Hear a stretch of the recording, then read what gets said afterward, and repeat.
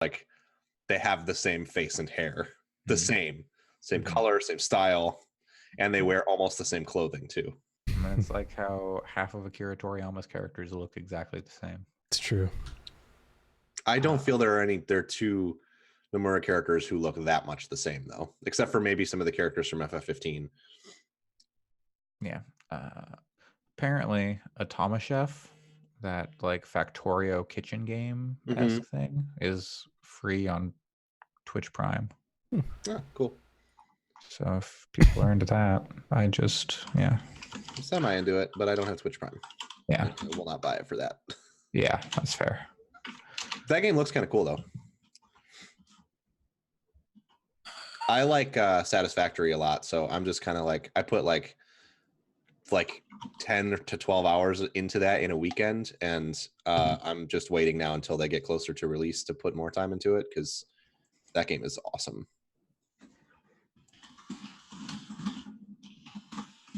I wonder if there's anything. Oh, they announced what's free on the Epic Game Store soon, right? It's what is it? It's Alan Wake, and there's another game, For Honor. Yeah. Right. Didn't they give away For Honor like around E3 though? On Uplay. Soft did, but not. And I think it's been like a PS Plus game too. Yeah.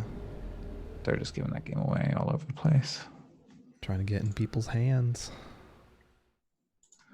It's interesting working in internet retail. Now when a game goes on sale somewhere, I'm like, oh, so it'll be on sale on all of these platforms in the next month or so, because that's just how online retail works. They have to offer sales to everybody. So like giving the game away, they have to offer it to different platforms to do that too. But that doesn't happen on lots of platforms, it seems like. It seems like PS Plus games and like Xbox games with gold games are rarely ever overlap. Yeah, they usually don't overlap close together. Sometimes like way after, but the rule isn't there. Like it's not like they have to, but likely what they do is say to Microsoft, okay, you can have NHL 19 for games with gold in March, and then Sony, if you want it, you can give it away with PS Plus in October or whatever.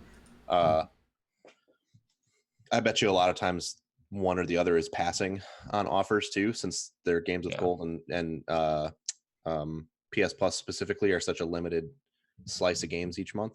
They probably have a lot of options.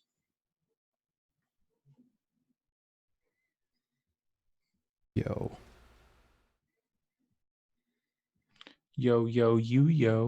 Everyone will be excited to learn that Max Verstappen of Red Bull Racing has earned his first pole at the Hungaroring.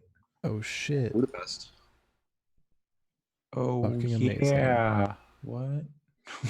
So he'll be starting in first position tomorrow. Ooh.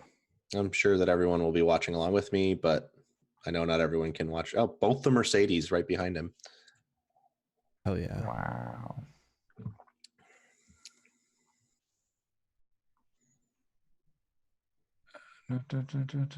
This is great. This big portion of silence means it's going to be easy for me to find the intro when I'm editing. Oh. All right.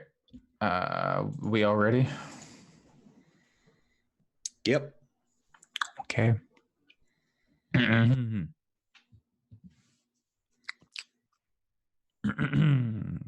Tip of the tongue, the teeth, and the lips. Unique New York. You know you need unique New York. I need a waiter. Hello, and welcome to Gaming Fix, episode 81 on this August 3rd, 2019. I am your host, Andre Cole. I am joined today by Alex Gelina. Hey, I also require a Bethesda.net account to log in. Pat Cotter. With his second, well, he didn't take pole last week, but he's on pace to win 2 back-to-back Grand Prix. Max Verstappen is the man to watch. And Allison Saigan. Shout out to the movie Speed Racer. That was trending on Twitter, and I just really like that movie. Great. I wonder why that was trending. I don't know, but it's a great movie. It is, yeah. It's the third best Wachowski's movie, I believe. I feel Ooh. I've watched all of them recently, and I don't know if I'd agree, but it's great. It's if you guys haven't seen Speed Racer, it is a very good movie. And there's no better It's time. very pretty. I Yeah. don't think it's structurally very good. Like it's not very coherent, but Like an episode of Speed Racer. totally. But it's also very. It's also just very sincere. It's very. It's basically like. I don't know. I just don't understand anybody that's like, I want a super realistic adaptation of Speed Racer, because like, why? Yeah. I want real gritty, wacky races. What when I remember when Speed Racer was coming out, most people that I knew that didn't like it simply just did not want an adaptation of Speed Racer at all.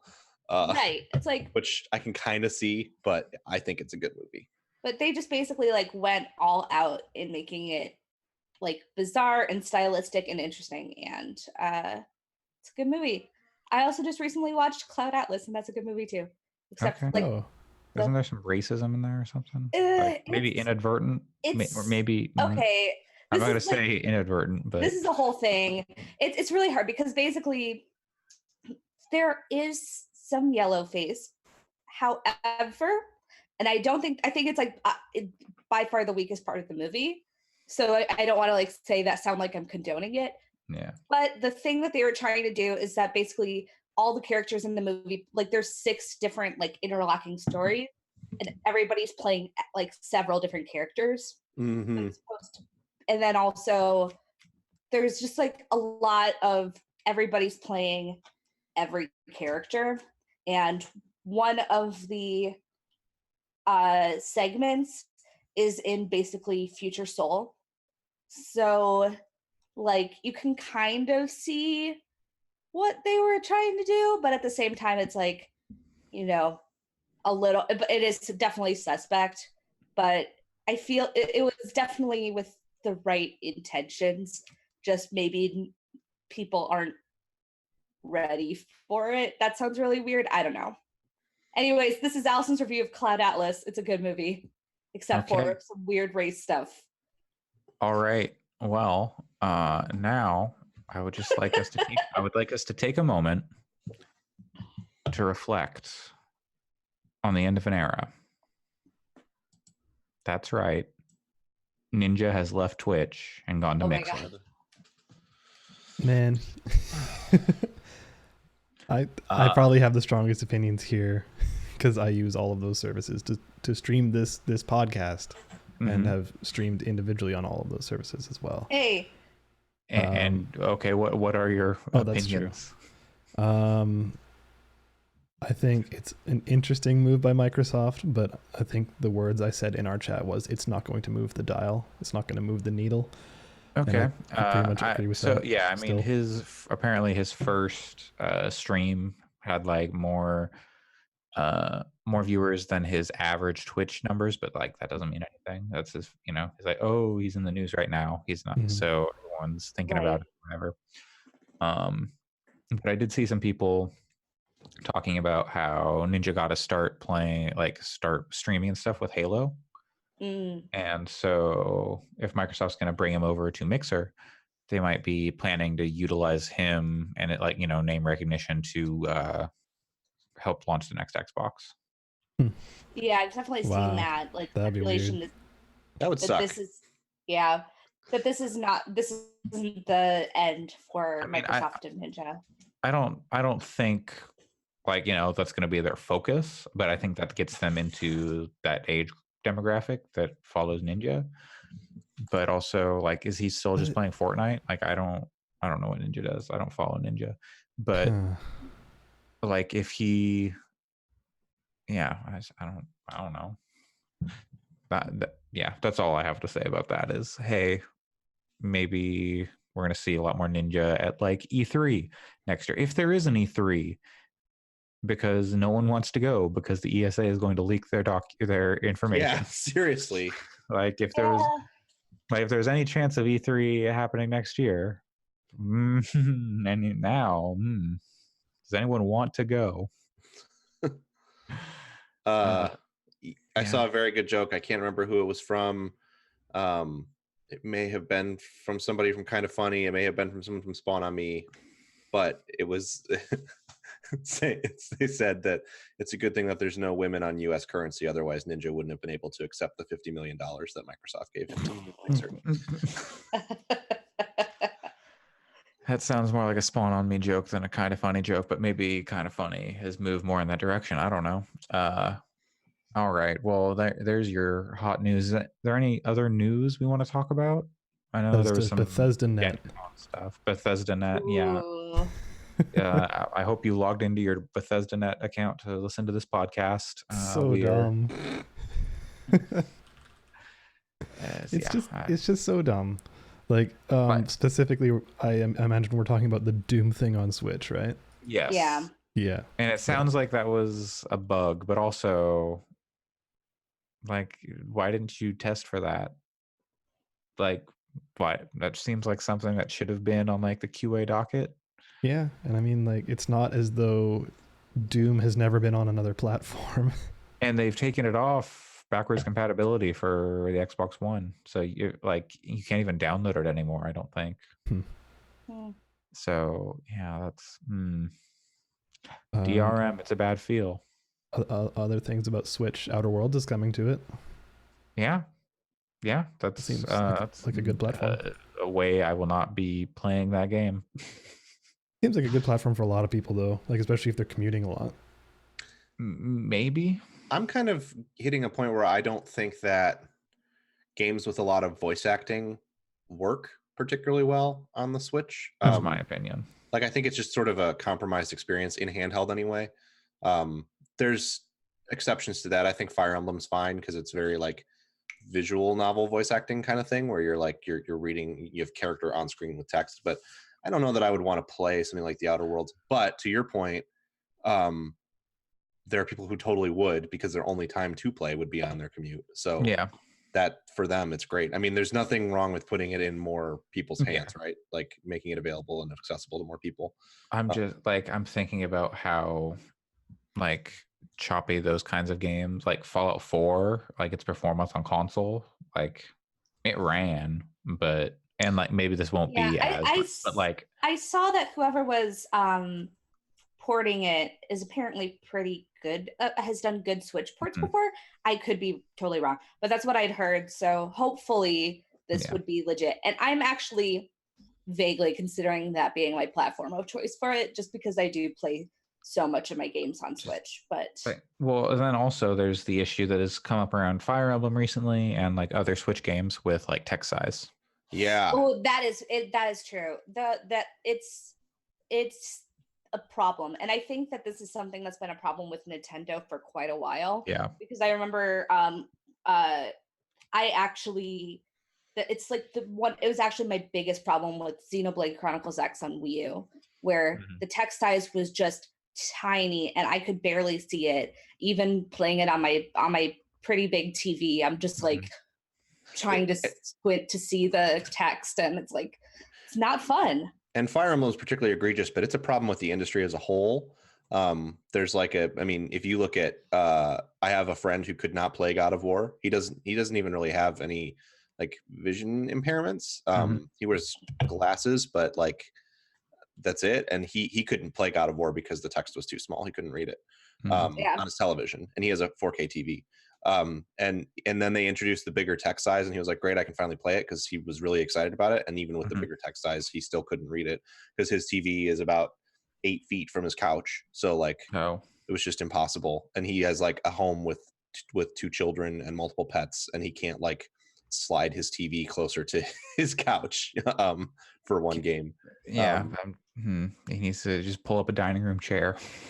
I can see why the point being, it's not I've seen his living room setup. It's not unreasonable. And he could not read the text. And that's been a thing. My TV is closer to my couch because of the way our living room is set up. But if it was much further away, I wouldn't be able to read the text in Forza. So it's just a thing industry wide. It seems like there's no consideration for like people with vision impairments, and like it wouldn't be that hard from an accessibility standpoint. Like, yes, maybe it would compromise some of the prettiness of your UI design, but to just make the text an option for the text to be like blown up, like, yeah, I don't know. You know, I thought this is a problem we had gotten around because it was a really big thing when we first got into like HD, like HDMI and 1080p. Like for a long time, all the text was super tiny, especially if you were playing PC games on your TV because they didn't optimize it at all. And again, I thought we got past this, but I imagine when we move to 4K, the exact same thing is going to happen. Like when games as a whole start moving to 4K. Yeah. And like, I mean, TVs have only gotten bigger. And so you start if you start like targeting those bigger TVs, and you're like, oh, well, we can make the text smaller because they're on a bigger thing. And then when you go to a smaller TV, you know, if you're doing like 55, if you target like a 55 inch TV, and then the person's playing on like a 40 inch or like, you know, 36 or whatever, then suddenly it does not work at all. That's what I'm playing on, and I couldn't have a bigger TV in the apartment that I'm in. And I don't feel the need for a bigger TV. Like, I think a lot of people are in the same situation where it's like, no, 40 inches, fine. There's no need. I don't want to buy a bigger TV so I can read text in video games. That shouldn't be the reason that I'm spending so much money on a new TV. Like, thank you for giving us a podcast title, Pat. 40 inches is fine. Is probably good, given that our highest trending video on Pornhub was called 10 3/4 inches. I was looking at those stats last night, in fact.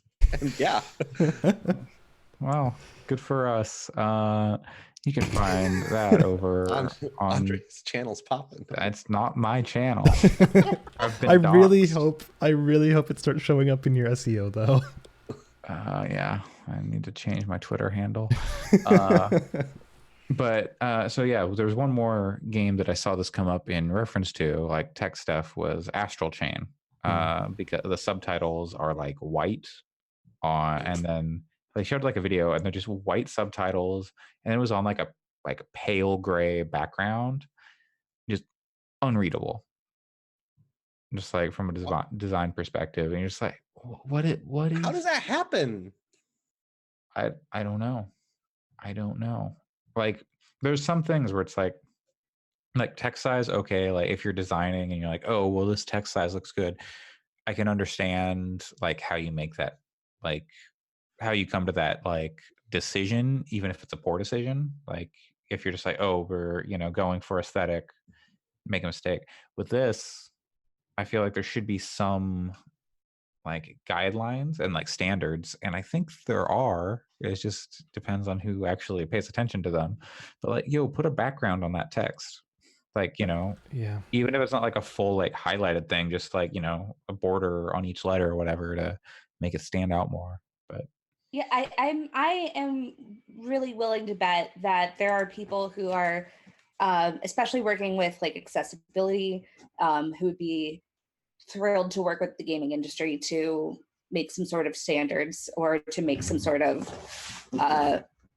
thing. But hey, they should talk with Studio Elan, the guys who made Heart of the Woods, because that game is a masterpiece of accessibility. Great. I feel like it's something that it's like has been done and can be done, but it's whether you're willing to do it or go out of your way and listen to other people. Is that all the news relevant? Evo's going on. I'm excited for that. They have murals of previous winners. That's cool. And like all around, and they've got one of Sonic Fox for Dragon Ball. It looks cool as hell. And then Riot confirmed, like the founder of Evo, who is now working at Riot, who was part of the Rising Thunder developer team, confirmed they're working on a fighting game under Riot, which like, of course, but like, there was no like indication of what was actually happening to them because they had been quiet for a few years now. But hopefully we see that sooner rather than later. But that seems like something they could have like put on like shown something like on the main stage, like during finals. But does Evo still end with Street Fighter? I can look at the schedule, but I imagine it is because Capcom probably gives them a lot of money. Yeah. I mean, when I think of Evos, the games I traditionally think of that are played, well, these days are Smash. Prior to like 3 or 4 years ago, it wasn't really a thing. But you got Street Fighter. Smash has always been there, but now. But on the stage and streamed and everything, I mean. Oh, shit. Wait, what? Oh, shit. The Mortal Kombat?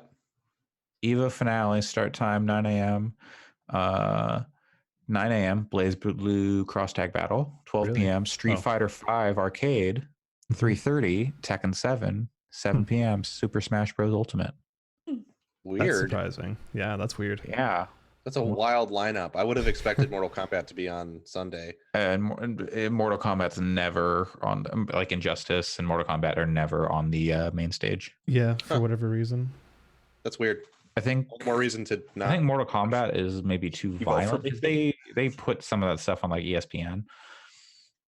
Okay. So that might have something to do with it, but I don't think they air the whole day. Like usually they just air like the finals.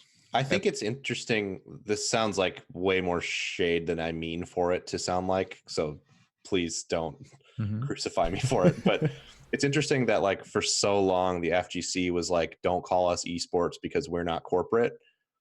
And yet it's like whoever pays the most money gets the final slot, and they won't put violent stuff on. Well, it's not even like ESPN. It's like Smash Bros just has the most people registered. Yeah. But the weird thing is last year Dragon Ball had the most people registered, but Street Fighter 5 still went on last. But I think Street Fighter has just not been as popular. Maybe. I don't have the numbers, but I know like Smash Bros is like far and away the most popular game this year.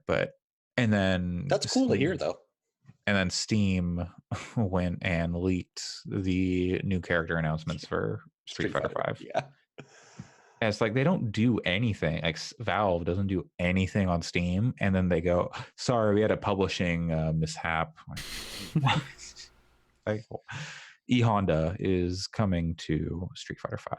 They had and Poison and someone else. Yeah, it's another woman character. I can't remember who though. Yeah. I saw also some funny like behind the curtain Steam stuff where you now need Valve approval, I guess, to move your release date.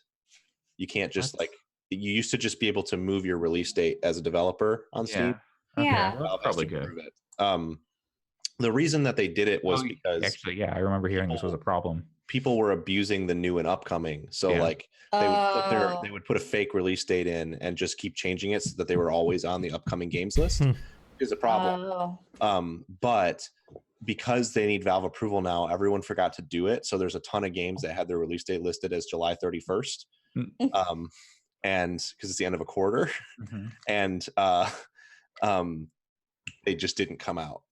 It was like pages of games from smaller teams that just like their release date came and went, and there is no game on Steam, and their page still says that it came out on July 21st, but 31st. Can you buy it? No, because there's nothing to buy. Yeah, but I mean, if it's supposed to go live, like I wonder if there was. From what I understand, the release date is just a text field. Like it's not like it doesn't like flip over into buy mode. It's just like it's all they do is change this number to this number in some CMS platform. But yeah, it's apparently kind of, and then a bunch of people had theirs set for August 1st as well, and that came and went, and the games didn't come out.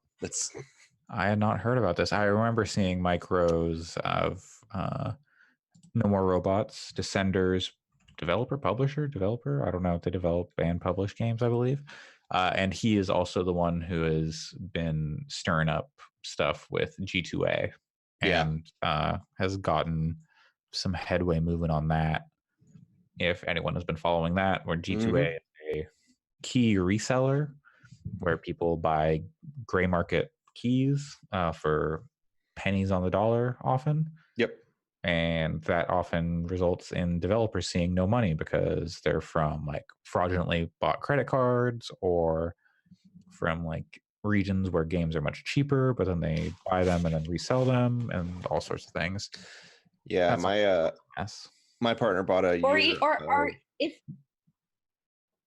Go ahead, Allison. Oh, or like it even sometimes can be like cost money for the developers. So much so that I've seen some developers say, like, if you're going to buy something off of G2A, just pirate it. Like, we'd rather you pirate it than buy it G2A because it could actually just cost us money.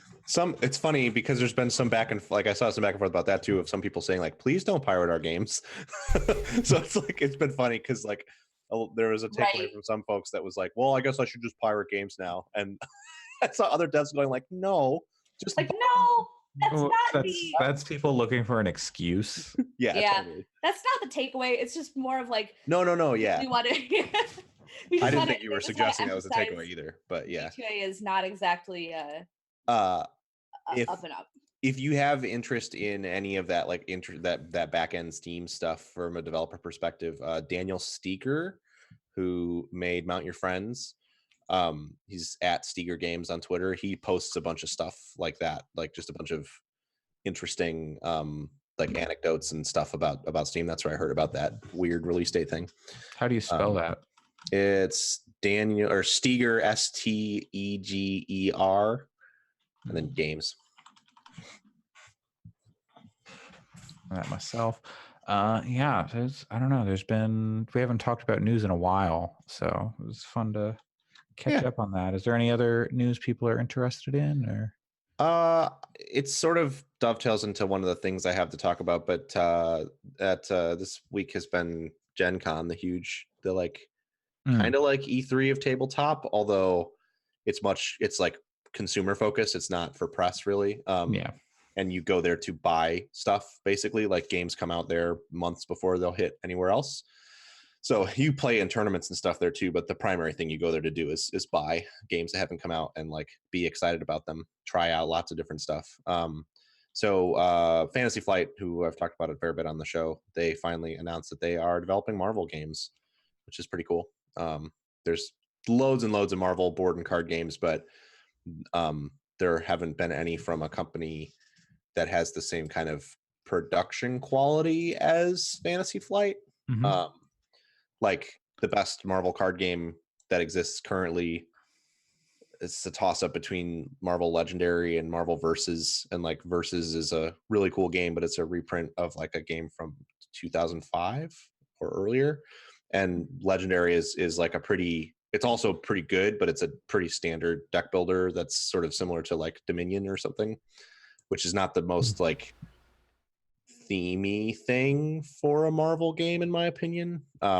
So the first Fantasy Flight game is a title called Marvel Champions. That's a living card game, which means that it'll have regular expansions every month, and you like play as one character from Marvel and fight against villains as a group cooperatively. So I'm pretty excited about it.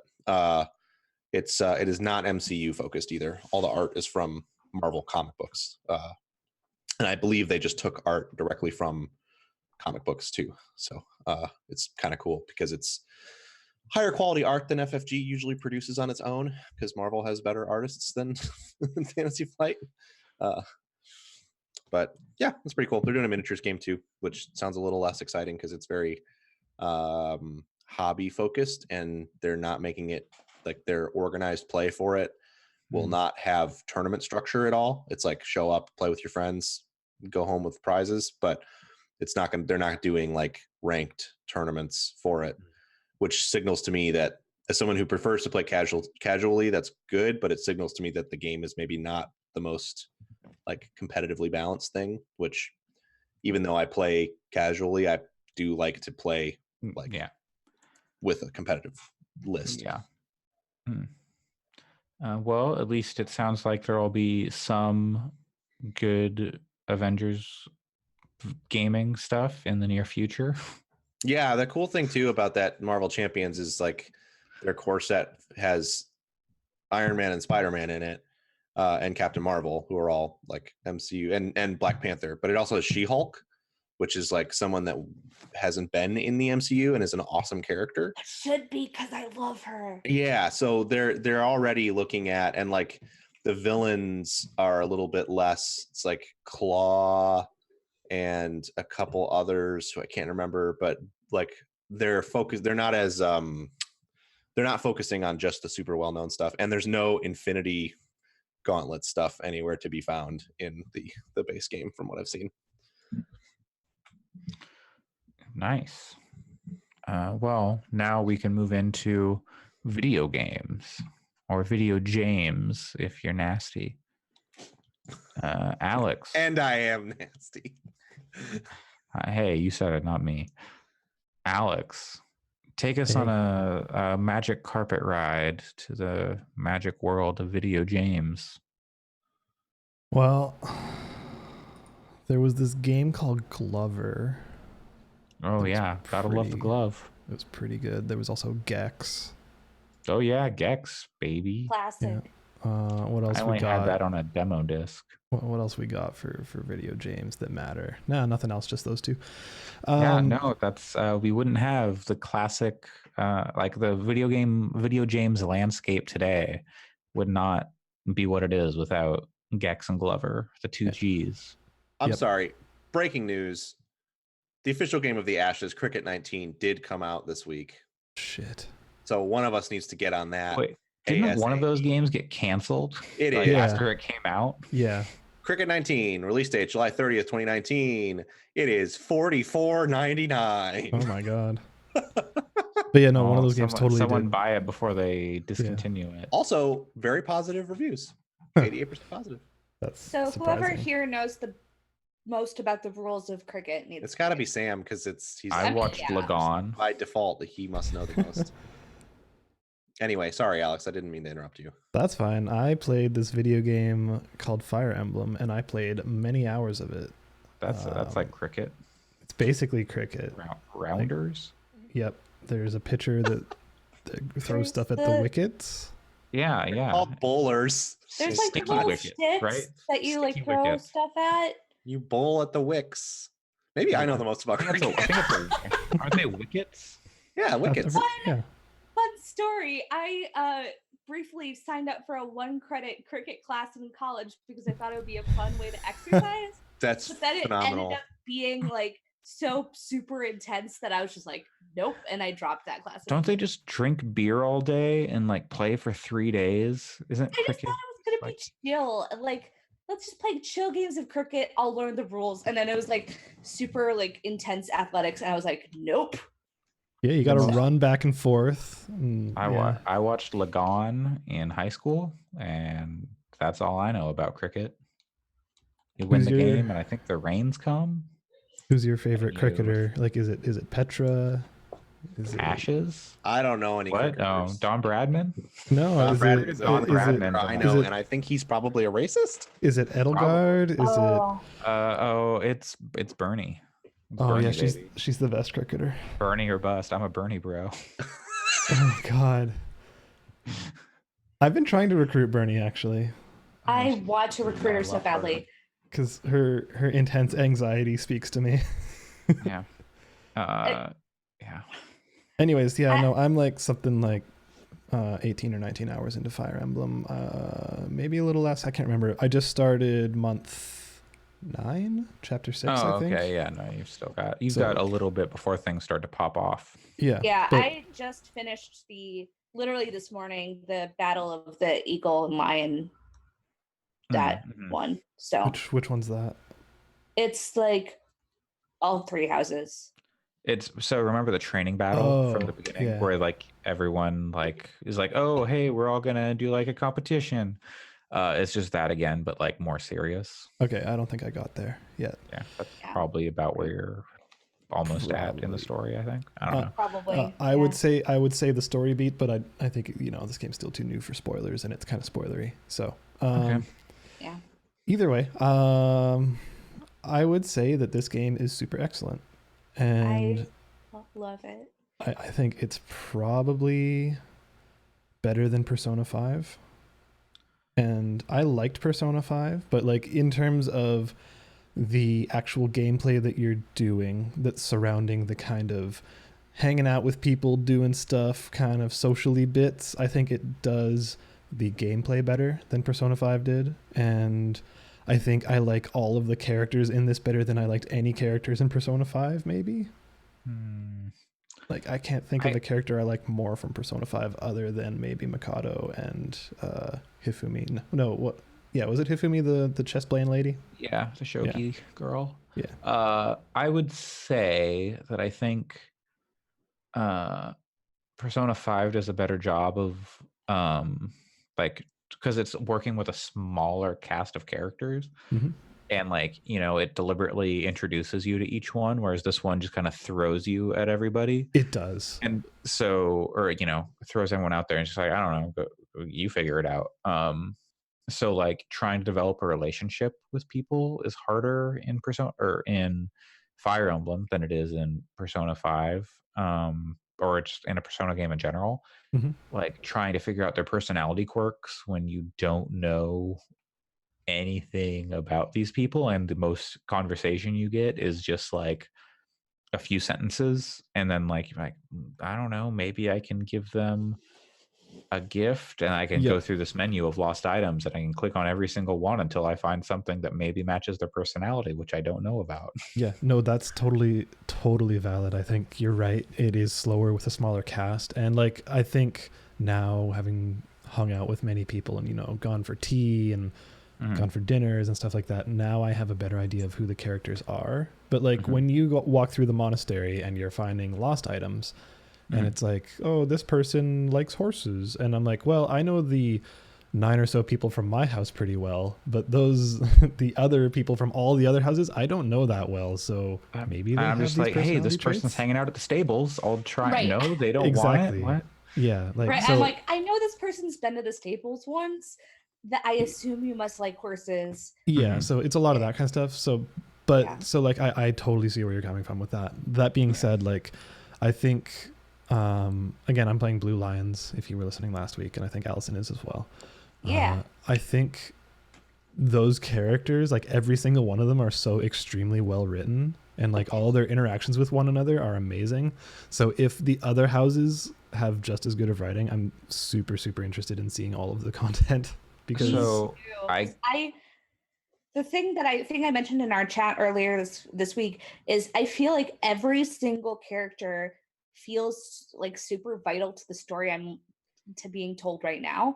And if you feel that for every single house, I'm like, I am very interested, because I've gotten to the point where I've been feeling like, oh, how could you pick any other house other than Blue Lions, because they feel so integral to the story arcs. But it's like, I bet there's other houses that feel similar. I don't know what the story beats are like with the characters in Blue Lions, like with those support conversations and stuff are like. But I feel like there's almost a disconnect between what's happening in the story and all the support stuff. Like there's some pretty serious stuff happening, at least where I'm at in the story. I've gotten to part 2 like at like 35 hours in, and and things are pretty serious. And I guess maybe this support conversations have started to like alter in tone, like because I got like I had a lot of support conversations like, oh, you have to wait until you can advance this support conversation any further, which you get in like Persona 5. It's like, oh, you need to get to like a certain date or get a certain skill up before you can actually get this thing advanced further. But with like Golden Lion, or no, not Golden Lions, that's 2 different houses, with the Black Eagles, who I am playing, which is apparently the most popular house. I feel like without knowing how the other stories unfold, at least from my perspective, Black Eagles seem like the best first choice to play through as, based on like where story stuff has gone, assuming that like the story plays out how I assume it does, and you are playing like the different sides of the faction. It's all like the same. You're all playing the same conflict or whatever, but playing from different angles. Austin Walker suggested that Golden Deer is the best first playthrough, followed by Black Eagles, followed by Blue Lions. That was his suggested order, having he played through all 3. Did he? I thought he did not play that much. As far as I know, he had played through all 3 as of this waypoint. He had at least played through 2. He had at least played through Golden Deer and Black Eagles. Okay, because I remember he said that they both have stuff near the very end that is really cool. I thought he had just been talked to someone, because I remember him saying like, "Oh, I didn't finish, like whatever," and I was worried that was like, oh, what if it doesn't stick the landing though? And Yeah, so he had to like stop himself from playing the game to like write his review, but he was like, "Oh, I'm not finished." yeah. In the most recent one that I listened to, he had said Okay. that he started playing again, Oh, okay. and that I think the last one he was playing was Blue Lions, so I don't know that he finished their storyline. I don't know. Yeah. So yeah, I've seen Golden people Deer and say, Black Eagles both have wild shit that happens near the end that we as a community as like a gaming community will be talking about for a long time. So yeah. Well, It I look sounded forward to like seeing that. Golden in my Deer next have the playthrough. better weird stuff happening at the end, and then Black Eagles is up there too. But I don't know. I'm happy with my choice, and I want in continued tweets of the week, Mike Mahardy pointed out that if you picked Black Eagles and Fire Emblem, you probably also have plain toast for breakfast, and every morning drive a Honda Accord. I do not have a car, and I never eat toast, and if I do, it's got jelly on it. Suck it, Mike Mahardy. That's pretty funny though. Mike But Mahardy still, likes everything, so that's still. I think that I still want to air my same grievance from last week, and that's that the online suggestion stuff sucks. Well, yeah. Since I don't even, none of it. The only thing that matters to me is like the what did people do today. But even that, it like doesn't matter, because I'm like, I'm gonna do the same schedule every month. I'm like, Yeah, I'm gonna explore the first day. Yep. Like maybe battle the second free day. Yep. Seminar, or rest on the third one. Like, why are you resting? For motivation? Motivation, or like, do a seminar, or like, oh hey, my hero weapon or like hero relic is all busted up, so I need to recover some use on it. I have yet to use my hero weapon, because like I'm just like, I don't see a reason to use it yet. The game doesn't really necessitate it. Like, it's good against beasts. I don't know if you've come up against many beasts though. Yes. Yeah. I didn't even use it against the major beast that you encounter. Yeah. It's not like, you get into some missions where like it might be more useful, but for the most part I haven't really needed that. And I've got I've got some on like multiple characters now. Yes, same here. But I have a character who also has a relic. So anyways, I have mostly like 99% positive things to say about that game. I think it's so last week I suggested that everyone go recruit Sylvain. Yep. What I recently found out today, I was not able to verify this, but it sounds correct, because this like tracks with my experience and like Sam not having the same experience. I chose the lady player character, Lady Byleth, and apparently Sylvain will automatically be recruitable if you play the lady. Oh, that explains it. So that's why I was able to get Sylvain. So with characters you recruit, you can go through their support stuff and kind of learn, like, you can learn their stories, right? Because they have some support interactions with people in your house. Yeah. It's like they don't have it with everybody. Yeah. That would be a hell of an undertaking if they had done that. Would. Like, everyone has the support conversation with everyone. God. But so yeah, that is. Yeah, you can go through their support story with the teacher, as well as getting some support stories with other characters in the house. Yeah, because I would say that his support stories so far have actually been kind of the most interesting. His have been so good. I'm like, I was reading. I got to one last night, and I was just like, he's gone from being like one of probably my least favorite character in the house to being one of my favorites. Just because his story is really interesting. He's got a pretty good one with Bernie. Oh man, that's one I would like to see. It's really silly. I need to recruit her. Bernie 2020. Yeah, no, it's. But yeah, no, I'm really loving it. It's I feel like hitting the exact like right buttons for me, where I really enjoy the gameplay, I really enjoy the characterization and writing, I really enjoy the focus on exploration and everything. So I've just been really kind of hooked on it, and yeah, it's a good game. Yep. He's a good game. It's probably going to I be the wish- rest of my week. I wish I wanted to play it. I wish you wanted to play it too. Same I'm here. not quite at the point where I'm willing to say I'm pretty disappointed in it, but getting there. Getting Well, there. How far in are you? 'Cause- Not that far. I haven't played it since the last podcast. Yeah, because Every I was time going to think say, about it, I'm like, wow, I don't want to go to work today. You know what your issue is? What's that? You picked the golden deer. I think my issue is that it feels like work. Really, that's what it boils down to for me. I It think- feels like so much busy work, so much running around, and without like like the gameplay parts are very good. Like all the stuff that you all like a lot is great. The writing is extremely good, and I think that like the tactical gameplay, it feels very easy to me, but it's good. But yeah, I don't like running around that monastery. It feels like so much busy work to me. That's what killed Persona 5 for me too, was like I just want to play the parts of the game that are cool. I don't want to run around in circles and do the same environment over and over and over and over and over and over again. So I think that's really what it comes down to. Yeah, I see what you're saying. Like for me, the first 3 or 4 hours, I was probably kind of similar to you. But once you start seeing like all the things you can do, and like you're having battles, and you're like you can do the kind of repeatable battles to get experience, and then you can do seminars, etc. Like you have all these activities available to you. It's actually nice to have that monastery thing to kind of break things up and slow the pace down. And I am going to play again. more of it. So like Yeah, I don't really have well-formed opinions because of how little I've played. Yeah, But my once you get that complaints context.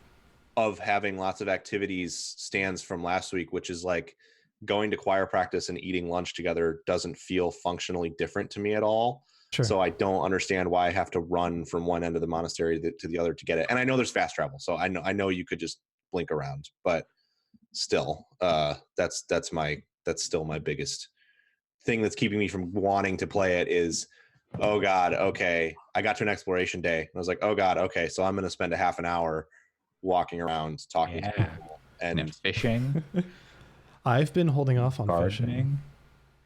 Gardening. But I will agree. Parties. Tea parties. You haven't okay, gotten into tea parties, I bet. But No. I will agree that the battles feel a little easy. They're far too easy. Yeah, we're all playing on normal, right? Yes. I'm interested to see how hard actually is. And maybe what I should do is restart it on hard and see if that's more engaging, and that might be the thing that makes me more, because that's kind of what it is like ultimately I think about doing all that busy work that feels like work, and then I'm like, so I can do what? Play a game, a battle that's going to take me 20 minutes and I'm going to like fucking crush. Like, yeah. For me, the battles are less difficult and more, or less I'm going to struggle to actually complete it, and more, okay, how am I going to max out support? How am I going to max out? Yeah. I need to, I just recruited this person and they're underleveled, so I'm going to try to get them as much leveling as possible and get some people up to as high support as possible. So it's kind of like, that's been kind of how I've been enjoying the strategy of it all, because if it's just, how am I going to beat this? I've already got it. But yeah, there's been a couple moments where I've deliberately, like, let's say there's 2 dudes left or something, and I know that Mercedes, however they pronounce it, which is weird. Anyways, she's really good with she can have a decent range, so I'll just move everyone I want them to have connections with just surrounding her. And then like just have them wait, don't have them do anything, and then use her to like take out whoever it is. I don't know if you've been doing some of that, but like it feels kind of dumb, but it's also kind of funny. So yeah. I've had it too where I'm like, okay, there's only a few people left, so how am I going to strategically arrange people, and who's going to be the one who actually gets the attack so that I can get that support up, or get that up. And that's been really fun. And I definitely think that maybe the next playthrough I'm going to go up to hard difficulty. But Yep. Same here. It's interesting to me to contrast. This is part of why I don't think I clicked with XCOM 2 as much either, which is like XCOM 1 was the perfect sweet spot for me because I like tactics games a lot. XCOM 1 was the perfect sweet spot for me between like a management layer and the tactical layer. Mhm. And I felt like with XCOM 2, they just added too much to the management layer so that it felt too complicated, not complex, but complicated. And it's if like comparing like BattleTech, which was the last tactics game, the last like turn-based tactics game that like, excuse me, like grabbed me all the way to Fire Emblem. It's interesting because I think that BattleTech like on the field is a little bit deeper in terms of like the different statistics and numbers that are at play when like one mech shoots at another mech than the way that the statistics interact in Fire Emblem. However, the management layer in BattleTech is so much more it's very menu driven, pretty menus with like visual stuff happening in them, but it's very menu driven and very event driven where like time will be passing and then something will pop up. And I think that just is something I connect with much easier than what Fire Emblem is doing, which is putting it in a physical space, which that's not really a value judgment one way or the other, because some people look at BattleTech, would look at BattleTech, even if they're interested in the subject material and go like, I don't want to look at all these menus and have a way better time with Fire Emblem, which is totally valid. That's exactly what happened to me. I played a little bit of like a free weekend of BattleTech. I got to the menu. I was like, oh no. And it's funny because I think the menus in BattleTech are infinitely more approachable and manageable than running around and like talking to everyone in Fire Emblem, because like it's very concise and it's like, okay, these are the 5 top level menus and then they each have nested menus within them in BattleTech. So it's like, get those menus out of here. I don't want any menus. Yeah, and so that's the thing is I'm the opposite. I don't want to. It feels like meaningless to me to design a space to make me walk around and talk to people when ultimately I could pick that stuff from a menu. So I think that's like a core like issue I have with the design. I don't know if I agree with that. That's like saying The Witness could have been a puzzle book. Well, but like I think there is a certain experience to be gleaned from the actual exploration. Yeah, and especially just the like not to shit on you, just saying. No. For me, familiarity with your surroundings. Like I kind of like the experience of like where I'm at right now, where I'm like, oh, I know how to run to get to this place. Like basically, I can, yeah. But the Witness is the environment changes. Like you're going to different parts of the environment, and then you finish what you're doing in that part of the environment, and then you go to the next part of the environment. For the most part, I mean, there's sometimes when you go back, but to me, like in Fire Emblem, it's the same. I mean, maybe it changes more later on, but it's the same space. Like everything is in the same. Let me tell you about working in a school. No, I know that's what I mean. That's the part that it's running around the same space for over and over and over again. That's the thing that I don't really love about it. I kind of wish that they had done both and said like, look, you don't have to, you can just go in the menu and click on the things you want to do if you don't want to run around the space, because the space doesn't feel like it's particularly like the character design in that game is incredible. So this is not a like super, I'm not trying to knock artists on that team, but the monastery space to me doesn't feel like a like visually interesting place particularly to explore. You can't pick up the lost items if you fast travel, and then you can't get the people, and you can't build your support system, and then I know you don't get bonuses in combat, and then you can't recruit them to your team, and then you're gonna. But in BattleTech, I can click 4 buttons and have a PPC mounted on my heavy mech, and then I'm ready to go into the next battle. I mean, like, if you want to, I mean, like setting up for like a battle isn't that complicated, but like the running arounds for non-battle stuff. Well, kind of battle stuff, but yeah, and I guess I just don't connect with that stuff. I connect with the parts where there's story and the writing because it's really good, but I don't really connect with like the lost items thing. Doesn't do anything for me really. A lot of that stuff is just very like. I wish that system was for me, but I feel like it's one of those things where, I mean, the lost items are definitely helpful for both characterization and also getting supports up. You don't have to do them. Like you can definitely get supports up. Like fast travel over to the dining hall, just eat a bunch of food with a bunch of people, and then bam, you've got supports up. Like, Yeah, that's I don't know. Sure. And maybe that's the way I should play it. Maybe if I play it that way, I'll enjoy it more. I just feel like that's not the experience that, and part of this is that I want to have the experience that everyone else is having, because it's like the thing that has consumed all discourse surrounding video games completely. Like, I don't think I have heard anyone talk about any other video game for the past week and a half. So yeah, There aren't any other video games. So like, I would like to also enjoy that experience, but the experience that people are talking about is like how much they love running around the monastery and like talking to people. And I think it's one of those frustrating moments that I have fairly frequently where I'm like, why do you all like this so much? Because we're all I think that's who love anime. it's true. like, I well, can and I confirm. think part of it is a frustration too, where I'm like people played the Outer Wilds for like 2 hours and then we're like, nah. And then this game, and I'm like, why do you like this so much and you didn't want to play the game, that other game? How many are? It's because they're like, I mean, like, Oh, it's a lot of, I don't know, because Outer Wilds does a really good sure. job of like pulling you along to things if you like. So like I can see like how like games like that are a bit more like freeform. But Well, I and the don't know, point yeah. is that it's a personal thing that is not Yeah. a value judgment about the game, because I don't think that Fire Emblem is pulling me along. So like it's just a taste thing, Mhm. and there's no one who's right or wrong. Like, I'm not like correct, and Well, absolutely not. We will all tell you that. But also, anyone who chooses not to play Outer Wilds is also incorrect.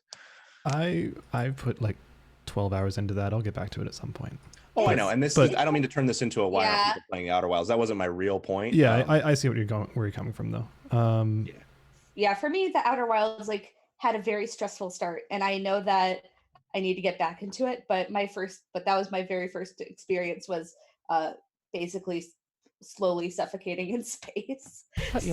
Which was pretty funny, to be fair. Yeah, no, it was pretty funny. I don't think you ever got to the part either where you would realize that it was completely inconsequential that happened. No. Well, I mean, I did like I know that there's like a time loop. Yeah. But, okay. Yeah. But it was, since it was my first play, I couldn't just die. Like, I couldn't just exit out to the menu at all, because they're like, I'd have to restart the entire starting experience.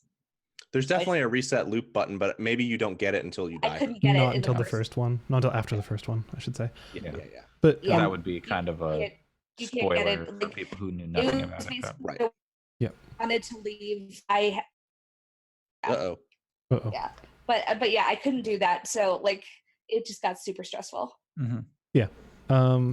And with Fire Emblem, I think there are some things that come to pass that make the overall experience better in terms of like what you can do in the monastery, and like one of the things I was getting annoyed with was gifts, and how the only gifts you could give were ones that you found on the ground or that people would hand to you.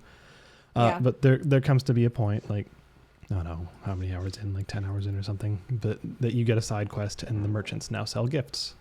Yeah. So like, that made things a lot better, and now you can actually buy teas and actually buy gifts and actually buy other things, which is like, it makes it much better. Yeah, I bought every gift as soon as it was available. I did too. It was like time to get every I don't gift even and like engaging with like the gift stuff, because I'm just like, whatever. Like, that seems like busy work to me that I don't want to like deal with, even though I should, to like see those support stories and whatnot. Sure. But I feel like I've been moving along enough clip with like, having meals with people and then in combat and stuff. But maybe I need to work on that and to get that stuff up before I end up like too late in the game to finish that stuff. This is the one time I did look up a guide, was for the gifts guide, because I was like, I just bought every gift and I'm just giving it out to people who I know who I know are gonna like it. Yeah, I think I might do that, because I made a mistake of giving Mercedes one of my few gifts, and she's like, "Oh, thanks." So I was like, "Oh shit!" No. So you can actually fuck this up. I think another thing that for some reason it doesn't bother me as much in Persona games, but the like time limited nature of like this is the only time it's going to be this week. And so Yep. I need to do everything 100% efficiently, because if I fuck it up, I can never go back. That's very stressful for me. Like, Yeah, no. and I understand people have said, don't worry about it. There's plenty of time, blah, blah, blah, whatever. Doesn't matter how many times you say that to me. It's just like Allison, I could say to you, it doesn't matter how many times you die. That first experience is still stressful for you. Like for me, that that ticking clock is extremely stressful. So I think that's part of why it feels like work too, is because I'm like, could I just play the version of this where there isn't a timer and I just advance everything at my own pace, please? So for Black Eagles, we should move on pretty soon. But for Black Eagles, I reached a point where like I initiated a conversation with a character, and then it gave me like a choice, and it was gonna like end the day if I made like when I made the choice. But there was either I can just say no, or I can accept the choice, or I can say yes. And as far as I could tell, my choices were just flat out refuse, and then I can't do that, or accept, and then I'm just done for the day. But I still had all my skill points left. I hadn't talked to like half the people. I was like, wait, no. Oh, okay. Now I have to reload the day and do like half the stuff I just, or, everything I just did and redo it. So that was annoying. But maybe I could have just said no and then come back and retry it, and, once I'd finished. But I've learned that saving frequently is probably a good idea. And I saved at the start of the day, but I wasn't because it hadn't happened before, so like I never save halfway through like an explore day. Totally. Anyways, also, I'm sure they need more than 5 save slots. Yeah, I'm sure we'll be talking more about Fire Emblem in the coming weeks, so there's plenty of time. And about 5 months, 4 months, 5 months. Yeah. I am going to keep playing it too, so don't get me wrong. I need to play a lot more. All of this is based on still having played very little, and like why I haven't played more of it, but I need to before I can actually provide like real critical thoughts about it. For sure. Yeah. The other game I played was not a game at all. After the podcast last week, I picked up a handful of my coworkers, and we went caving. So I don't know if y'all have ever been caving, but in the bad seeds or like. Yep, exactly. No, we went. I want to do that, especially after seeing your pictures. Yeah, we played Spelunky, but in real life. Oh yeah, your bat tech. How was it? It was good. We brought the whips, and then we smashed some bats with them, and then they gave us rabies. Yeah. Did you really steal good. Can I tell a story real quick about bats and rabies? Sure. There's also bats with rabies here. So. So this is back when I was in college. My friend's family has a house on the coast, like on a lake, and we were staying over there during the summer. And for some reason, we had to like sleep on not a bed. I think other people were occupying the beds. And so my friend has like this room that, like it's kind of like a crawl space hot water heater area, and has like they store blankets in there. So we, he grabs a blanket out of there, we go to sleep. We wake up in the morning. My friend like feels something on his face. And he's like, what the hell? And he like pushes it off. And he goes, wait, why is this furry thing on my face? And he gets up and he like throws the blanket off. There's a dead bat stuck in the blanket, like claws like in the blanket. He slept the whole night with that thing by his face. God. So then I went home like that day or something, but then I was coming back out the next week with a friend of their family who is a doctor, and I told her about it. And then she was like, yeah, no, he's got to go get a rabies shot, like rabies vaccine. And then so that ended up ruining like an entire day where he had to like, because there weren't any like nearby hospitals, especially ones that had the rabies vaccine. So he like spent like 12 hours going to different hospitals to get rabies vaccine. And then he had to take it up to his university and be like, hey, I got this rabies vaccine, which you're not supposed to be able to buy, but his dad bought somehow and was able to take it to university, be like, hey, can you store this? I'm going to need it in like a week. That's amazing. That's not the experience I had, for what it's worth. Well, I'm glad. I would not wish that experience on anybody. Well, thank We you got for him a that. cake to like make up for the bad day that said "Happy Ravies," and then played like a bunch of techno music when he walked in. And everyone's like, "You spelled rabies wrong." No, we know it's ravies, not rabies. That's so dumb. It's very dumb. So thank you for that. I love it. But yeah, if you've never been spelunking, I highly recommend it. It requires a certain amount of I don't want to say athleticism, but at least like comfort in doing things to get yourself out of situations if you need to. One of the most interesting experiences I had with it is, well, the cave system we went to, there's like 1,500 caves in northern Vancouver Island. It's crazy. But they have some ones that are cordoned off for like public use. They're like, yeah, you guys can go here, because there's caves with like false floors, as in like if you step on it, that's like very thin rock. You're going to fall like 200 feet and die. So don't go in those ones. But they have ones that have been vetted by professionals, and it's like, yeah, you can go in here. And so we went to some of those kind of self-directed ones, and we're like, yeah, this seems great. Like we imagine these are probably all really safe because they're vetted for public use and there's no one like supervising you. No, there's some good like drops. like if you were not careful, you could seriously injure yourself. So it was pretty fun.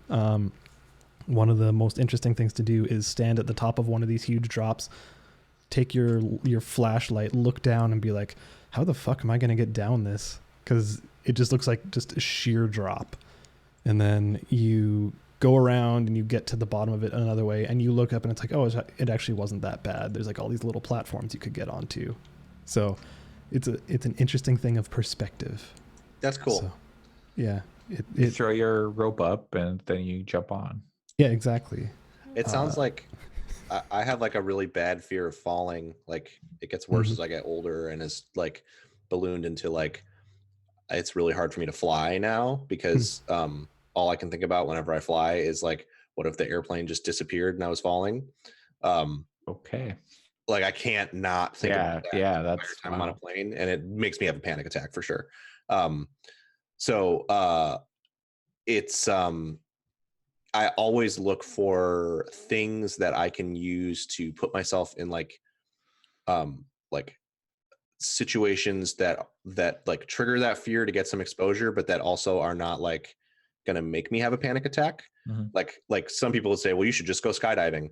I can't even think about skydiving without getting like sweaty. So like there's no way that would not help me. That would just make me that would probably make it worse. Pass out. Things like hiking in mountains where there's like a big drop, but it's actually like a shallow, I could slide down it and not die kind of mountainside. That kind of stuff is really helpful for me. I used to do high ropes, which was helpful, where you're super strapped in, locked in to a cable, but you're also like walking on tight ropes that are like 25 feet in the air. That was really helpful to me because I got the experience of like being up high without a lot of visual support, but being supported very much physically. So something like this where there are sheer drops, but also it's in the dark, so it's kind of like obscured a little bit, and where you're kind of like trying to navigate around them, that would probably be pretty cool and something that I would feel good about doing. And I feel like if you did that in a guided way, that would also be good, because there are tours. I would probably want to do it like a tour with a guide for sure. Yeah. Either way, caving is fun. You should do it. And that's basically all I've done for games, unless you count Tents and Trees, keeping up with dailies. I should get back to Tents and Trees. It's a good game. It is. Yeah. I recently audited my phone games and got rid of a bunch of them, and that one stays. It did not get quelled. I started playing, like, there is a new Gundam Gunpla Warfare game that I started that too. Oh no. It's actually surprisingly okay. Yeah, the thing that's weird to me is it wasn't the most recent like console Gundam game also Gunpla based. Yeah, Gundam Breaker. Yeah, since when did all the Gundam games become focused on the Gunpla and not actual Gundam? As far as I know, it's because there is a show in which that is the premise. The most recent Gundam show, I believe, is one where it's all kids. It's like Beyblade or like Yu-Gi-Oh or something. Yeah. It's all kids and they're building these Gunpla, and then they fight them against each other. Weird. It is very weird. It makes for a good, like the whole like process of building your Gunpla in this game is quite fun. Obviously it's got gacha mechanics because or loot box mechanics because you're getting parts out of boxes. But aside from having like pretty shitty writing, it's like fun to play. The shitty writing comes from the fact that there's no like gender selection. You're just a dude no matter what you want. Yeah. And then you're just a dude who like you meet one of your classmates who is like cute girl, and you can immediately go into full creeper mode, and like the dialogue options support you being a massive creeper for presumably the rest of the game if you want to play it that way. You can also be nice, but there's like a lot of like you're hot kind of stuff, and it's extremely bad. That's dumb. Yes. It's unfortunate. See if I can at least show Alex one of my Gundams. The gameplay part's fun though. It's very simple, but it's like you tap on the screen to do melee attacks, you tap a button to do shoot attacks, and you tap buttons to switch targets. There you go. Support Gundam. That Gundam's got a bear head. Oh yeah. Yeah. Oh yeah. All right. That's pretty cool. Yep. Oh yep. And then like some big wings on the back. Hell yeah, that's beautiful. You'll have to send me a screenshot of that so we can use it as the image for this podcast. Sure. Classic RX-78 shield. Yeah. It's better than I thought it would be. Big spear. Aside from that writing stuff, and you can kind of skip past it, and you also can just not choose the creepy dialogue options. I think it just kind of sucks that they're there in the first place and that you can't play as a girl. Yeah, that's especially because there's a hot guy who is also integral to the story. So like, if they he's too hot, he'd never accept you. Yeah, but that could be. There's plenty of thirst stories in anime. Like, it's true. I believe they could have made it work. I think it's like because you're like constantly rebuffed, at least early on. Who knows where the story is eventually going to go, but I think, I don't know. Yeah, I don't know what that looks like because I have not been choosing the creepy options. I've just been choosing the like, we're friends and we like our robots options. Anyway, that's all about Gunpla, Gundam Warfare. It's an action gotcha game, so you're going around and you're like shooting and swinging beam sabers or whatever at people. Allison, what did you bring for the class today? All I did was Fire Emblem this week, you guys. Okay. I played 2 games of Tetris 99, but that was it. Nice. Okay. Pat, what have you been doing that isn't Fire Emblem then? Well, I played a lot of different stuff this week, but the couple things that I spent the most time with, I guess, was first of all, kind of going back to the whole like board and card game thing. Last month, well, now June, so not last month, but Fantasy Flight, makers of fine Star Wars and now Marvel games, released a new Star Wars board game called Outer Rim, which is quite good. I played a couple games of it solitaire this week. I'm playing it with some friends tomorrow. It is basically the video game Star Wars Spider. God, it is the video game that I've always wanted them to make, the Star Wars video game that I've always wanted them to make in board game form. So the premise is that you select a character from a number of different sort of fringe scoundrelly types in the Star Wars universe. So your choices are people like Han Solo, Lando Calrissian, Jyn Erso from Rogue One. You can, she's a crew member. Dr. Aphra, who I don't really know very well. Allison, you might be more familiar with her. She's pretty popular. I know that she has like a comic series that's really popular. I don't know about it much. I'm not sure where she's from. She might be from Rebels, but I don't know But she's one of the characters you can play as. You can play as bounty hunters like Bosk and IG-88 and Boba Fett. So the idea is you pick one of these characters, and then you pick one of 2 starting spaceships, which they dug pretty deep. It's the 2 starting spaceships are a G9 Rigger and a G1A Starfighter, which is assuredly 2 ships that maybe Allison has heard of, but otherwise no one has. And then you set out into the outer rim and fly around between planets, completing jobs, delivering cargo, smuggling cargo, bounty hunting, and your goal is to become just basically trying to get fame points, which are like victory points, and you're trying to get a certain threshold before everybody else. You can play like 8-point games, 10-point games, and 12-point games. And it's really cool. It is essentially what in board games you'd call a racing game.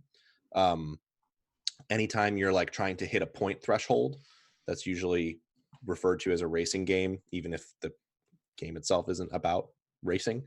And it's also what's called an engine builder, which is where you're focusing on building up like your sort of set of whatever you want to call it, equipment,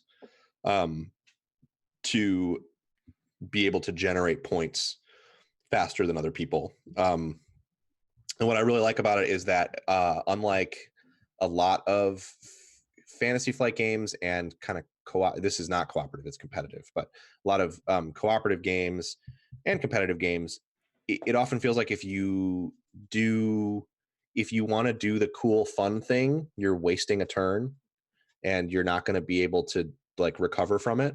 So it may be that like, well, no, I want to go pick up see who this contact is on this planet and pick up a crew member.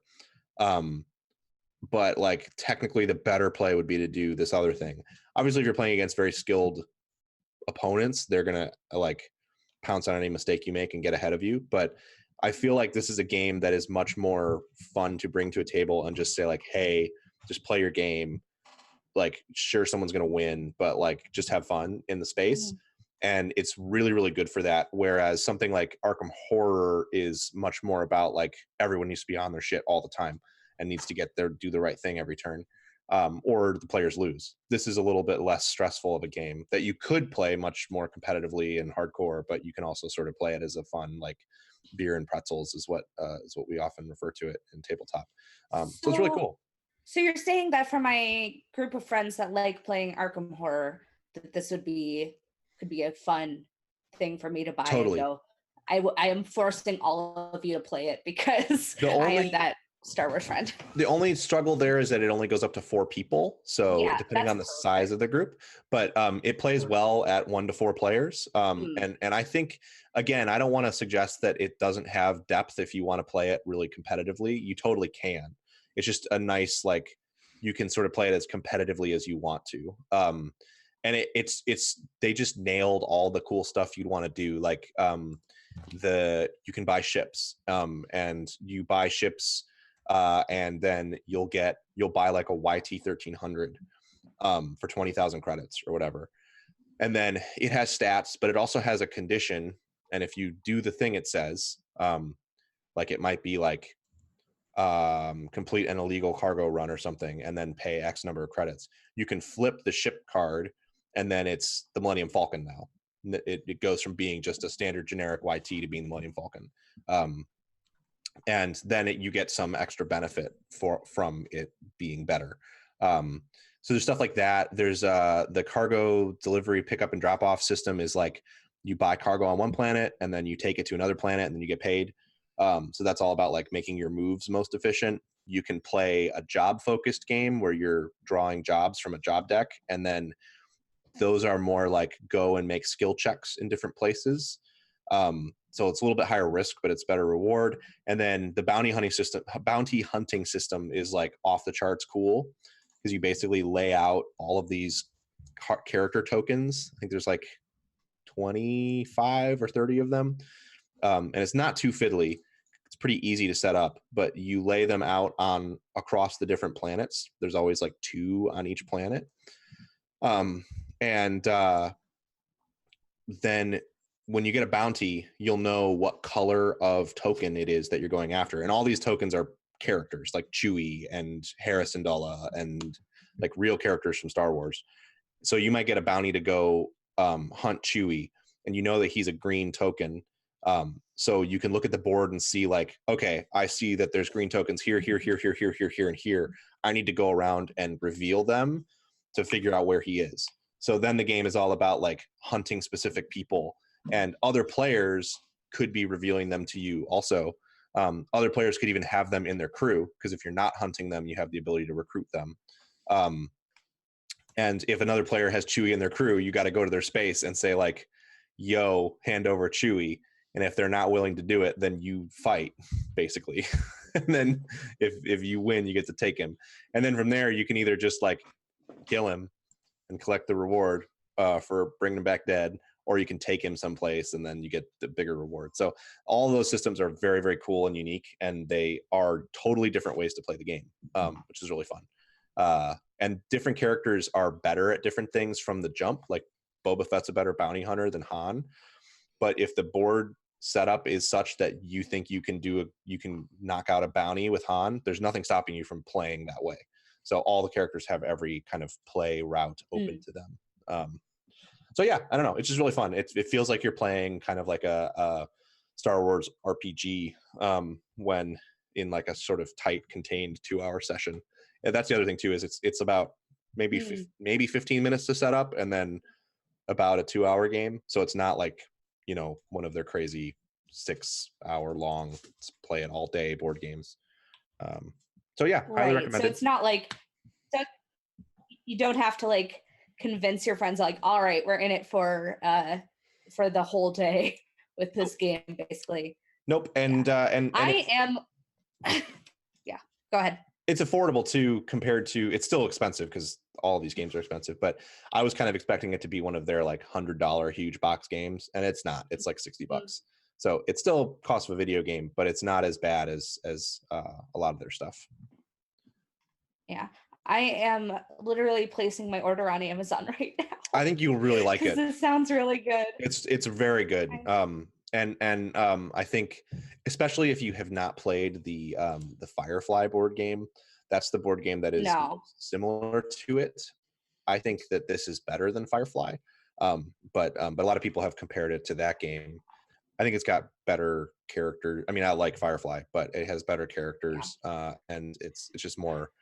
I mean, I like Firefly, but I like Star Wars better. So exactly. So anyway, that is tabletop. Looking forward to seeing a lot of expansions for that game too, because that's how Fantasy Flight tends to roll. And then in the world of video games, yeah, yes. Also, it is funny. Outer Rim, you should order it because it's been selling out everywhere. They don't have any more you can't order it from FFG anymore. Just from they're out of it until they reprint it. And I'm sure that part of that is driven by the fact that it actually uses X-Wing dice. So it uses the exact same dice that are used in X-Wing, except that they are gold and like sparkly. So lots of X-Wing those dice so that they can use gold and sparkly dice with X-Wing.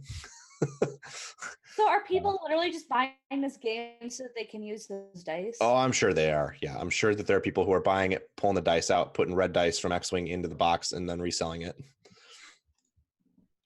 Which is very funny, especially because X-Wing uses 2 different kinds of dice, hit the attack dice and evade dice, and this game just uses the attack dice. So it's not even like you get a full set of attack and evade dice. So your attack dice will look pretty, but your evade dice are still just the normal green ones.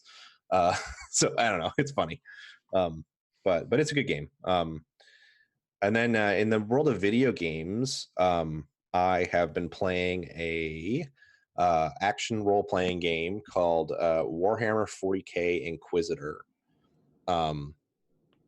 This is a sort of Diablo-like action RPG. Is this a new one? It came out last year. Okay, was it last year? I thought that was older. Okay. No, yeah, it was in early access for a bit.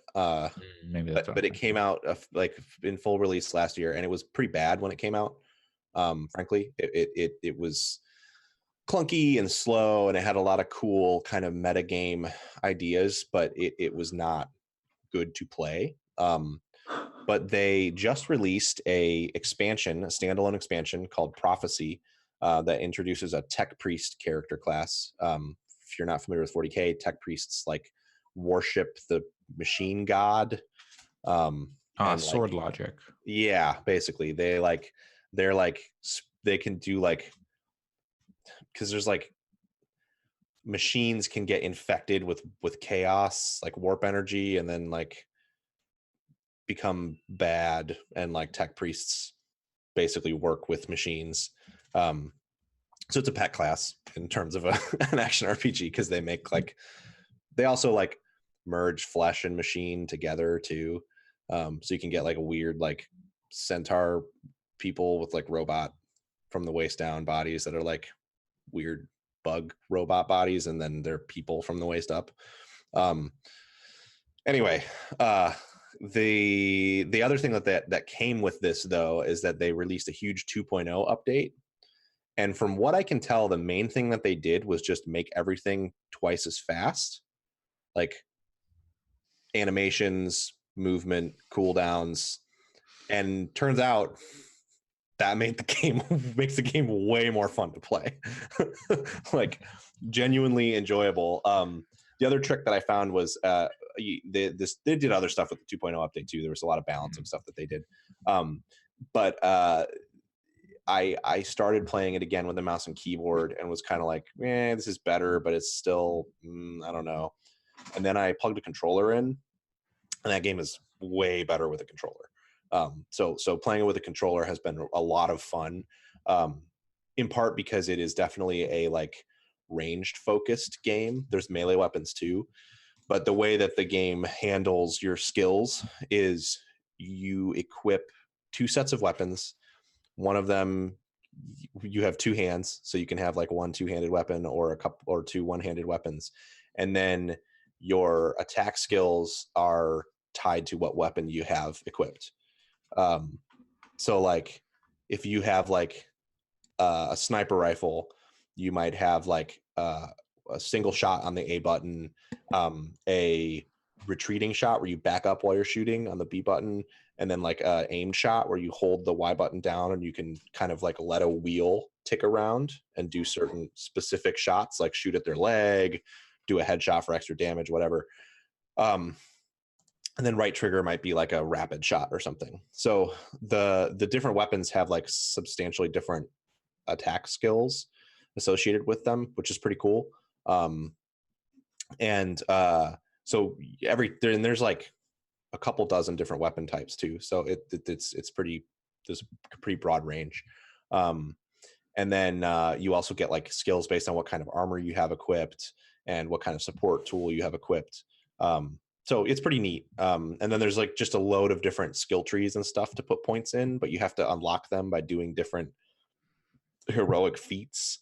So it might be that you have to like get 200 crits with a melee weapon before you can start putting stats into a melee tree.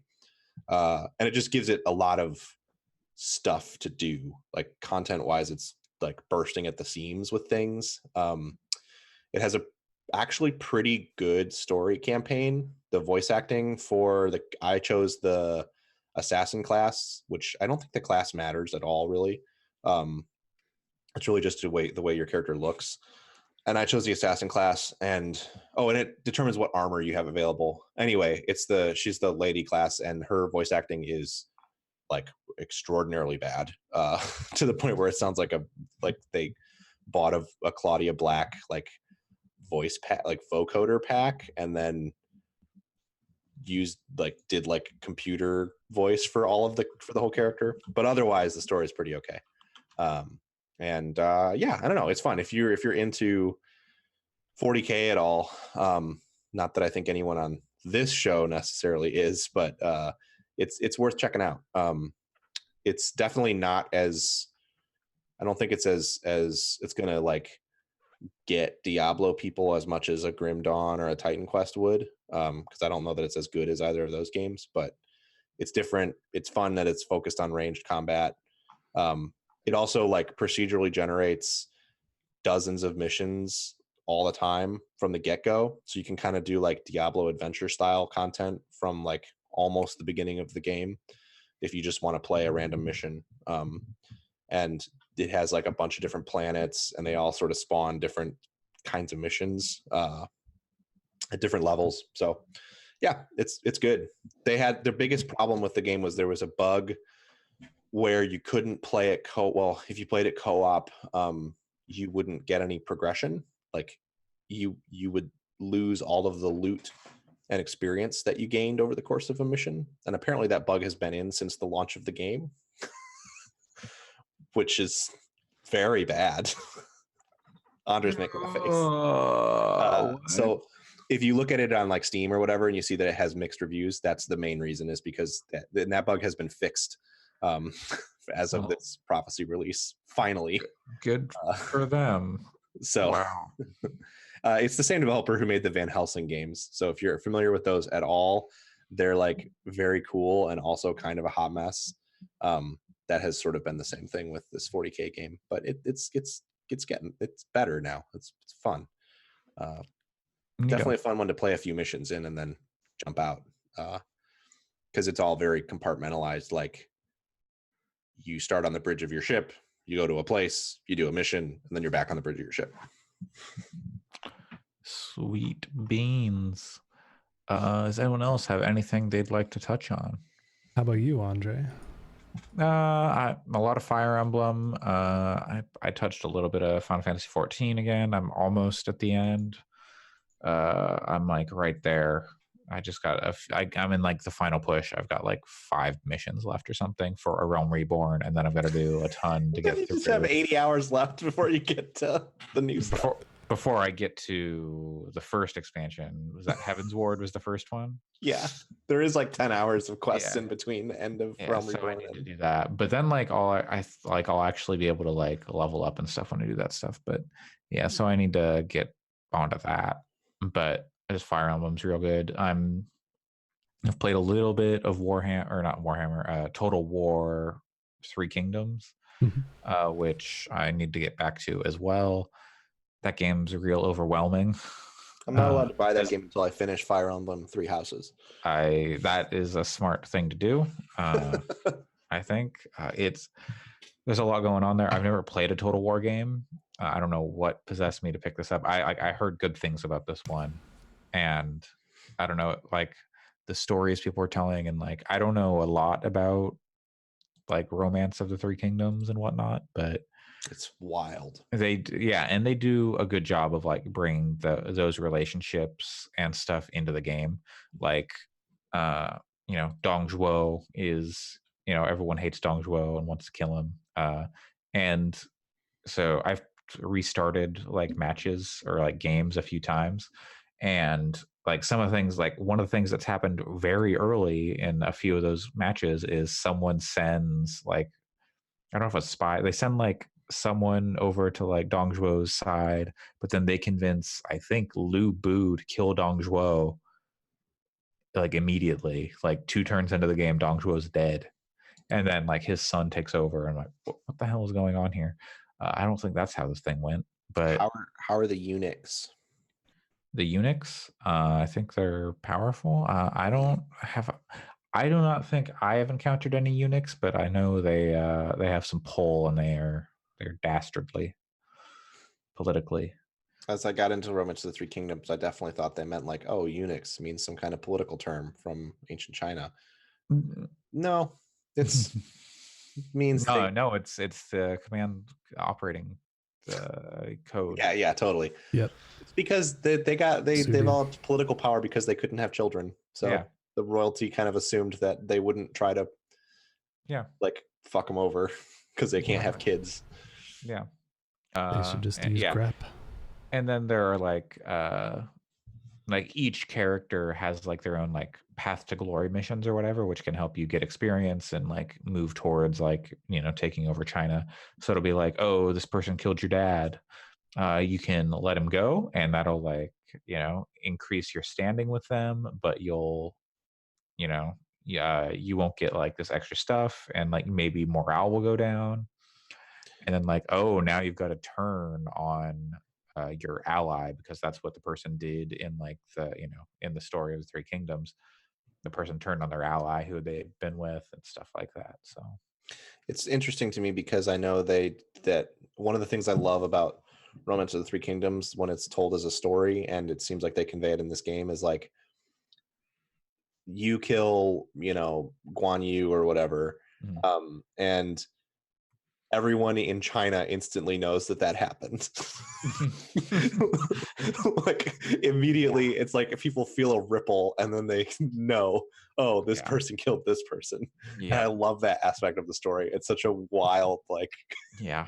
It would have taken like 5 years for that information to spread throughout China. And I feel like I've barely scratched the surface because I look at the map and I zoom out and I'm like, oh no, we're just in like China big. China's a big country. We're in just like the northwest or northeastern quadrant. Like it's, oh no. And then like the Mongol, like the barbarians or whatever, I think Mongolians are like coming in and like, you know, stuff like that. It's like, oh, hey, join my coalition to fight the barbarians. You're like, I don't know. And then they're like, you're doing what? And then you've betrayed them and then they want to go to war with you. And you're like, oh, geez, okay. One of the things I love about Total War games, though, and I assume it's the same here, is that the map can be huge. Like Total Warhammer, for example, if you play the major campaign, that's like you have to own both games to play it. Okay. It combines everything from the first two games on this enormous map. But what's cool is that they're not, the way you win is not by like beating everyone. It's by like completing specific objectives that faction wants to complete. So, you know, it might just be like take control of this fortress in northwestern China and hold it for 30 turns or something like that. I mean, it's usually more than that, but that sort of thing, which is kind of cool. They've got lots of like tutorials that I need to watch, like, you know, how to like execute in combat and stuff like that, because I kind of understand, but like, I don't know. It's they tutorialize it, but I think there's a lot of depth that I'm not understanding. They're complicated games. And then like, okay, what should I actually be focusing on in these stories? And like, when should I be building up? When should I be going aggressive? And things like that. There's a lot going on there, but it's a neat game. And I, you know, based on the little I've played, I if people are into Three Kingdoms stuff or into like Total War games, I think it's one you should check out. I guess like I said, I don't know a lot about the Three Kingdoms stories or about Total War, so we'll get you through this so you can start playing the real best Total War, Warhammer Total War. Total Warhammer. Total Warhammer. You don't even have to like Warhammer. It's just cool fantasy stuff.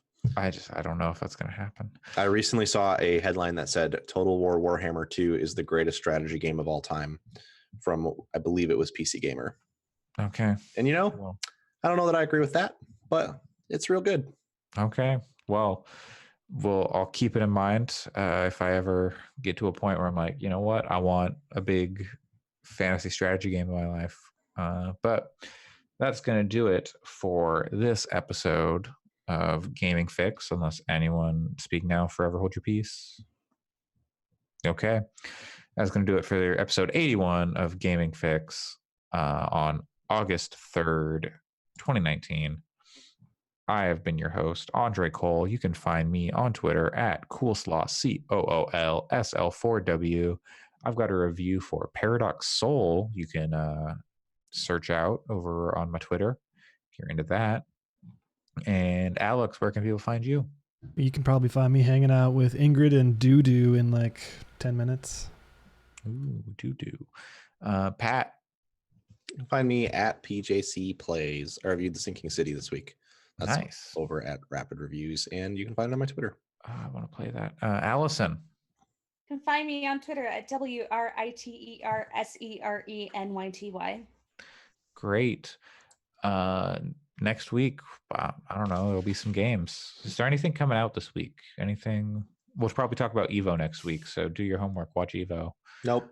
Probably won't do that. I'm gonna watch.